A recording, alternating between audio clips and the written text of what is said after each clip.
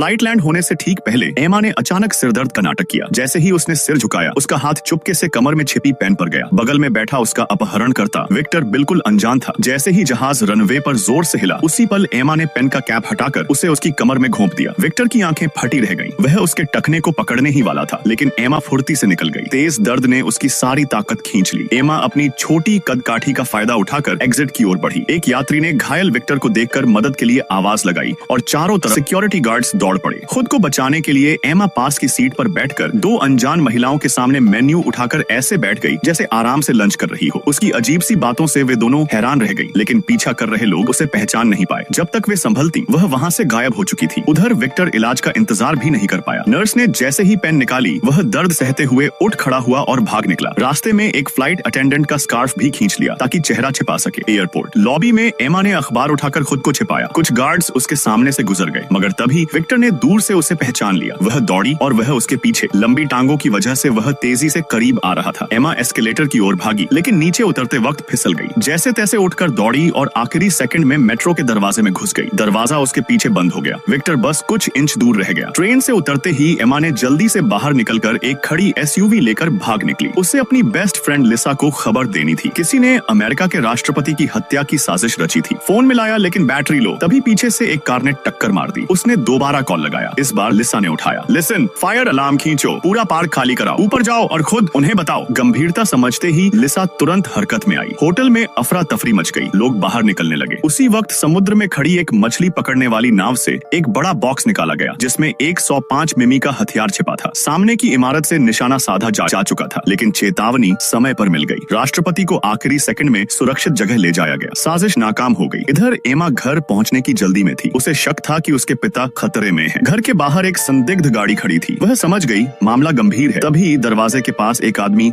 हथियार निकालने ही वाला था। एमा ने बिना सोचे एसयूवी से सीधा उसे टक्कर मार दी। गोलियों की आवाज गूंजी, लेकिन बुलेट प्रूफ ग्लास ने उसे बचा लिया। हमलावर वहीं ढेर हो गया। घबराई हुई एमा अंदर भागी। उसके पिता बेहोश थे, मगर जिंदा। उसने राहत की सांस ली और तुरंत लिसा को कॉल किया। उधर राष्ट्रपति सुरक्षित थे, लेकिन जैसे ही उसने फोन रखा, पीछे से एक जानी पहचानी आवाज आई। विक्टर, वह यहाँ तक उसका पीछा करते हुए आ चुका था। एमा ने पिता को सुरक्षित जगह खींचा और खुद सामने आ खड़ी हुई। उसने जानबूझकर उसे उकसाया ताकि उसका ध्यान उसी पर रहे। वह मुस्कुराई और ठंडे लहजे में बोली, तुम बहुत देर से आए हो।